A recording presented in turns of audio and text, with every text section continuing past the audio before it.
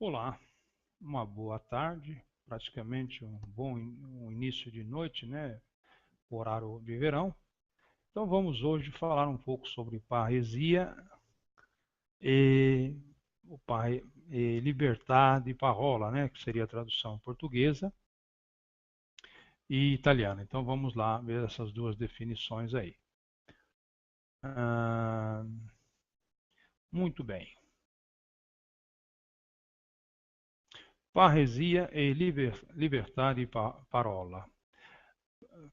Parrésia, ou parresia, né, do grego, na retórica, parrésia é descrita como franqueza, confiança ou ousadia para falar em público. A palavra grega parrésia é frequentemente usada, desculpa, parrésia, não existe Z em grego, né? Parrésia, às vezes a gente adapta o português e se mistura nesses idiomas todos aí, então me desculpa. A palavra grega a parrésia é frequentemente usada para descrever certos diálogos atribuídos a Jesus Cristo no Novo Testamento. Não deve ser confundida com parúcia, ou parúcia, né, que se refere à hipotética segunda vinda de Jesus Cristo sobre a terra. Paresia, então, agora nós vamos ver o significado de um artigo em italiano. Dal greco parresia, composto di pan, tutto e rema, cioè che viene detto, parola, nel significato proprio e non solo la libertà di parola, ma anche la franchezza nell'esprimersi di ciò che si ritiene vero e in certi casi un'incontrollata e smodata propensione a parlare.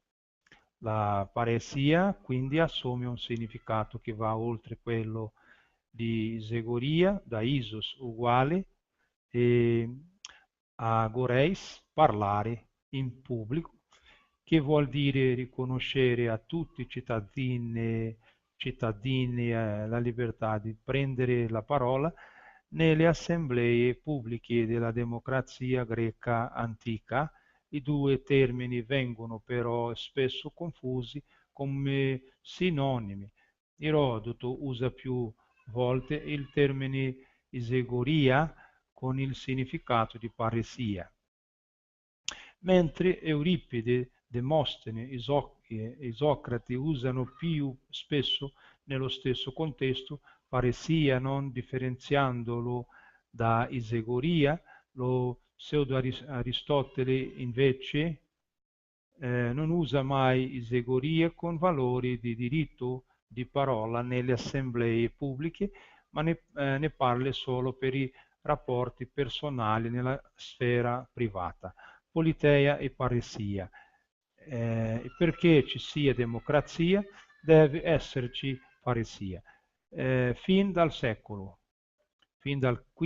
secolo, Euripide, Socrate, Platone, Aristotele ritengono che vi sia un stretto collegamento tra politeia, esercizio politico del potere, e paresia, il comportamento morale del buon cittadino, che parla dicendo la verità. La Costituzione democratica ateniese infatti si fondava sui tre pilastri della isegoria, uguale diritto di parola nelle assemblee, della isonomia, uguale partecipazione al potere politico, e della paresia, uguale diritto per tutti di esprimersi francamente nei dibattiti politici, ma ad un certo punto la paresia diviene un ostacolo al corretto uso della politica, quando cioè, potendo ognuno dire sinceramente la sua opinione, che vale come quella degli altri, ne nasce una confusione tale da non poter più raggiungere la verità. Da qui nasce l'esigenza di disegnare, di designare colui che, essendo in grado di conoscere il vero, assuma il potere politico a cui dovrà corrispondere l'obbligo di obbedire.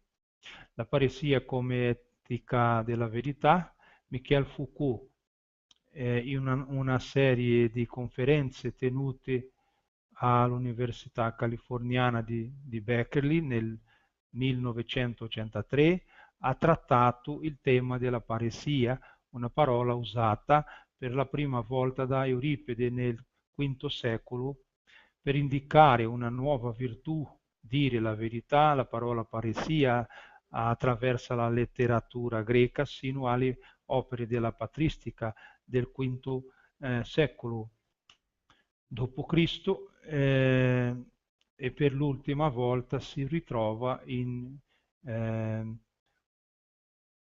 Giovanni Crisostomo. Da allora, come afferma Foucault, questa virtù non compare più e si perde il coraggio di dire la verità. Foucault rintraccia varie forme di paresia nei drammi di Euripide. La paresia politica, che è quella di esercitare il potere attraverso il dire il vero. La paresia giudiziaria, pretendere che si dica il vero per ottenere giustizia. La paresia morale, confessare la colpa che grava sulla coscienza. La paresia è un atto direttamente politico che viene esercitato davanti all'assemblea o davanti al capo, o davanti al governante, o davanti al sovrano, o davanti al tiranno, eccetera. È un atto politico, ma sotto un altro aspetto. La paresia è anche un modo di parlare a un individuo, all'anima di un individuo, un atto che riguarda la maniera in cui questa anima verrà formata. Ma la paresia può divenire un ostacolo all'esercizio della democrazia quando essa si confonde con la retorica, quello strumento con cui chi vuole esercitare il potere non può che ripetere molto puntualmente ciò che vuole la folla, oppure ciò che vogliono i capi o il principe. La retorica è un mezzo che permette di persuadere la gente ad abbracciare posizioni che sono già le sue. Denunciare questo cattivo funzionamento della paresia nella democrazia ateniese è il dovere morale che si assume Socrate, come riferisce Platone nell'Apologia Socrate.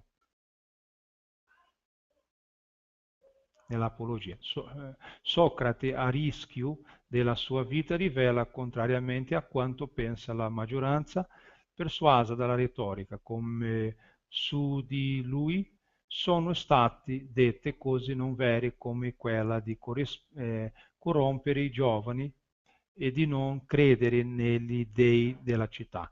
Quelli che lo accusano poco o nulla di vero hanno detto, e voi invece da me non udirete altra cosa che la verità, perché il filosofo è colui che dice la verità, dimostrandola con il suo comportamento di vita. In Socrate la paresia filosofica coincide con la vita reale, non è solo una tecnica dialogica, essa non è assolutamente una funzione politica, ma è necessaria in relazione alla politica. Per il filosofo amante della verità e che non accetta mai di mentire, consapevolmente, dire la verità vuol dire praticare la paresia come scelta di vita. Libertà di parola. La libertà di parola è nel mondo moderno considerata un concetto basilare. Nelle democrazie liberali il diritto alla libertà di parola non è tuttavia da considerarsi illimitato. I governi possono, sotto l'aiuto delle Nazioni Unite e dei paesi che vi prendono parte, decidere di limitare particolari forme di espressione, come per esempio l'incitamento all'odio razziale, nazionale o religioso, oppure l'appello alla violenza contro un individuo o una comunità, che anche nel diritto italiano costituiscono reato. Secondo il diritto internazionale, le limitazioni alla libertà di parole devono rispettare tre condizioni: devono essere specificate dalla legge, devono perseguire uno scopo riconosciuto come legittimo ed essere necessarie, ovvero proporzionate al raggiungimento di quello scopo. Storia. L'origine del concetto e della pratica della libertà di parola risale all'antica Grecia, in particolare nelle polis con regime democratico, dove veniva chiamata col termine paresia, dovere morale, di dire la verità. Greco, paresia, la facoltà che i cittadini di condizione libera avevano di esprimere liberamente la loro opinione durante le assemblee pubbliche che si svolgevano nell'agorà. Il termine compare per la prima volta nel tragegiografo greco Euripide nel V secolo a.C. e ricorre in tutto il mondo letterario greco fin nei testi patristici del V secolo d.C. E per l'ultima volta nel dottore della Chiesa Giovanni Crisostomo. Gli antichi greci avevano stabilito che per dire la verità occorreva dire tutto ciò che si aveva in mente. La stessa etimologia di paresia è quello attribuito a pan, tutto, e rema, ciò che viene detto. Nella paresia si supponeva che non ci fosse differenza tra ciò che uno pensava e ciò che diceva. Il filosofo greco Platone distingue due forme di paresia, una paresia falsa, da un altro una paresia veritiera, sapiente e costruttiva. Bibliografia. Foucault, Il governo di sé e degli altri, corso al Collège de France,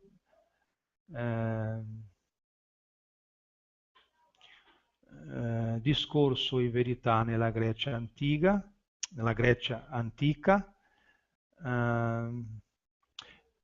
M. Detienne, I maestri di verità nella Grecia arcaica.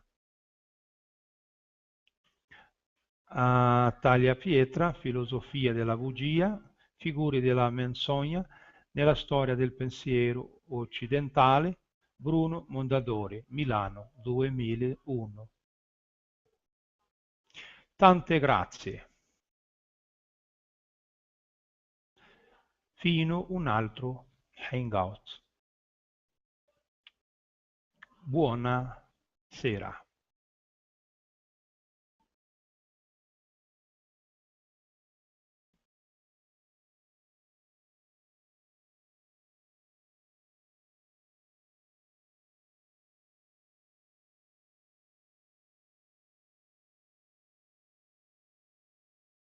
Olá, uma boa tarde, praticamente um bom início de noite, né?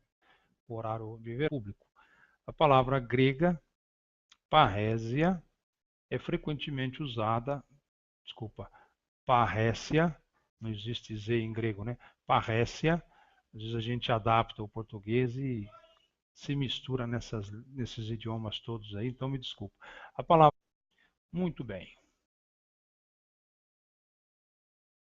Parresia e libertà di parola.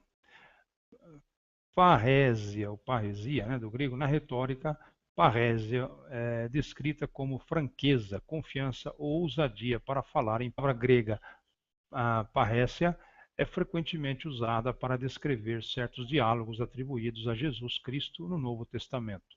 Não deve ser confundida com parúcia, ou parúcia, né, que se refere à hipotética segunda vinda de Jesus Cristo sobre a terra.